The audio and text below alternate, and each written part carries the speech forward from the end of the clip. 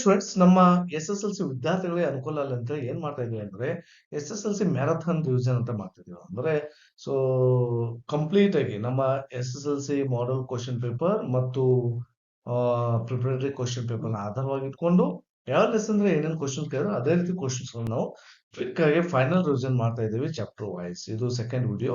So already ಒಂದು video ಮಾಡಿದೀನಿ ಅಂದ್ರೆ ಮ್ಯಾರಥಾನ್ ರಿವಿಷನ್ ದಲ್ಲಿ ಫೈನಲ್ ರಿವಿಷನ್.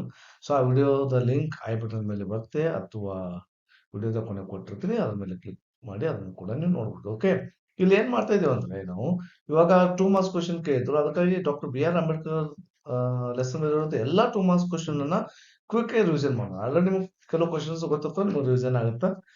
ಏನಾದ್ರೂ ಒಂದೊಂದು ಕ್ವಶನ್ ಮಿಸ್ ಆಗಿದ್ರು ಕೂಡ ನೀವು ಅದನ್ನ ಓದ್ಕೋಬಹುದು. Okay, S. ಸೊ ಈ ರೀತಿ 7 ಕ್ವಶನ್ಸ್ ದಲ್ಲಿ ಇದು doctor B R Ambedkar lesson ಮೇಲೆ.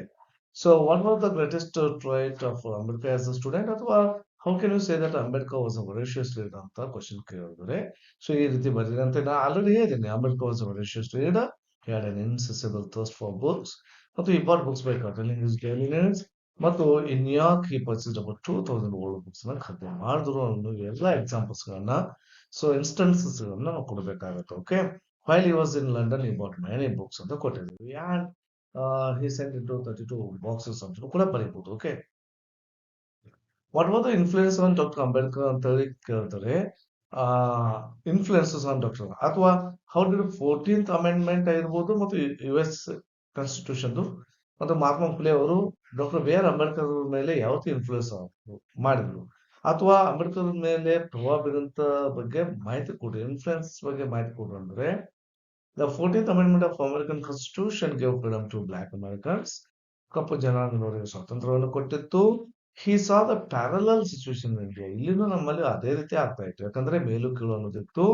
ಮಾ ಅದಕ್ಕಾಗಿ ಅದನ್ನ ವಿಚಾರ ಮಾಡಿದ್ರು. ಇನ್ನು Mahatma Phule works for womens uplift for water classes society in India. Mahatma Phule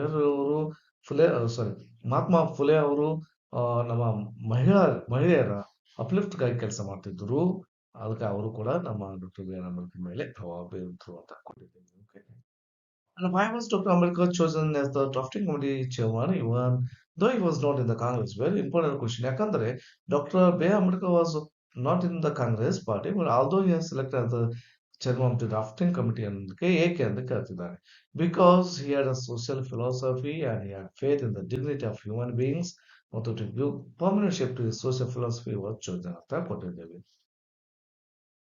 Next, write a short note on Dr. Ambedkar's idea of perception of 3 pillars ಬಗ್ಗೆ ಕೇಳಿದ್ರೆ ಈ ರೀತಿ ಬರೀರಿ.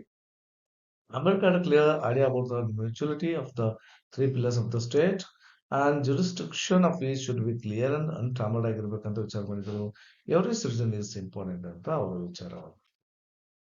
And what is the significant observation Dr. B R Ambedkar on the constitution ಬಗ್ಗೆ ಅವರ significant observation ಆಯ್ತು. ಇವಕ್ಕೆಲ್ಲ key words ಅಂತ ಕರಿತೀನಿ, ಅಂತ ವರ್ಡ್ಸ್ ಬಂದ್ರೆ ಅದೇ ಆನ್ಸರ್ ಆಗ್ತದೆ.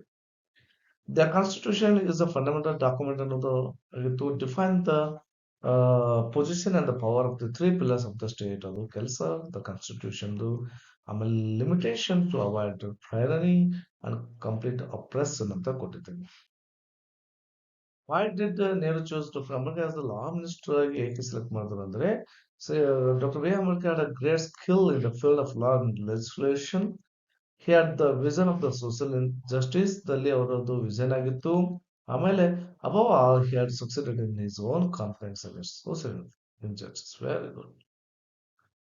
ಎಲ್ಲಕ್ಕಿಂತಲೂ ಹೆಚ್ಚಿಗೆ ಅವರು ಇನ್ಜಸ್ಟಿಸ್ ಏನಿತ್ತು ಸೋಷಿಯಲ್, ಅದರಲ್ಲಿ ಅವರು ಆಲ್ರೆಡಿ ಗೆದ್ದಿದ್ರು. What made doctor B R Ambedkar describe the methods civil disobedience ಆಗಿರ್ಬೋದು, ನಾನ್ ಕೋಆಪರೇಷನ್ ಆಗಿರ್ಬೋದು, ಮತ್ತು ಸತ್ಯಾಗ್ರಹ ಆಗಿರ್ಬೋದು. ಇವನ್ನ ಗ್ರಾಮ ಪರಾಜಯ ಅಂತ ಯಾಕೆ ಕರೀತಾರಂತಂದ್ರೆ these are the necessary when the state is ruled by the alien ಪವರ್ಗಳು ಇದ್ದಾಗ ಈ ರೀತಿ ಅವಶ್ಯಕತೆ ಇರುತ್ತೆ, ಬಟ್ ನಾಟ್ ಇನ್ ಡೆಮೋಕ್ರಸಿ ಅನ್ನೋದು ಅವ್ರದ್ದು ಒಪಿನಿಯನ್ ಆಗಿತ್ತು. If it's use there would be a loss of lives and public property ಅಂತ ಅವ್ರ opinion. There were great luminaries on the drafting committee. Ambedkar is the remembered as the pioneer. Beautiful question, good result. ಭಾಳಷ್ಟು ಜನರು ಲುಮಿನರೀಸ್ಗಳು ಇದ್ರೂ ಕೂಡ doctor B R Ambedkar ಅವರನ್ನ ನಾವು pilot ಅಂತ ಕರಿತೀವಿ. ಯಾಕಂದ್ರೆ he was a tactful, frank and had utmost patience ಅವರಲ್ಲಿತ್ತು. Sorry, okay. ಆನ್ಸರ್ ಸ್ಕಿಪ್ ಆಯ್ತು. ಸೊ ಆ ಕೆಲವು ಪಾಯಿಂಟ್ಸ್ ಬರ್ದಿದ್ದೀನಿ ಅದನ್ನ ಸರ್ ಮಾಡ್ರಿ. Okay. What were the opinions of the Buddha and ಅವೈ ರಿಗಾರ್ಡಿಂಗ್ ದ ಕ್ಯಾಸ್ಟ್ ಡಿವಿಷನ್ ಅಂತೇಳಿ ಕೊಟ್ಟಿದ್ದೀನಿ.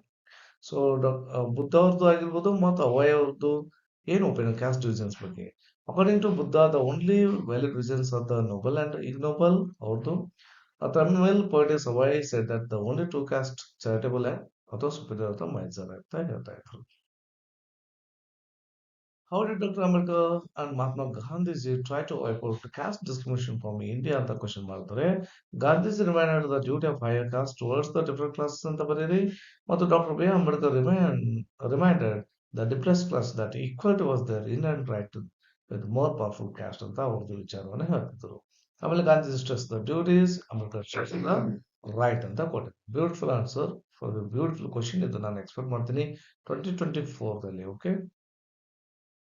Why did the Nehru describe Dr. Ambedkar as the symbol of revolt ಅಂತ ಏಕೆ ಕರೀತಾರೆ ನೆಹರು ಅವರು ಅಂದ್ರೆ Dr. Ambedkar fought for the depressed class people. He raised his voice against the discrimination ಗಾಗಿ ಧ್ವನಿ ಎತ್ತಿದ್ರು.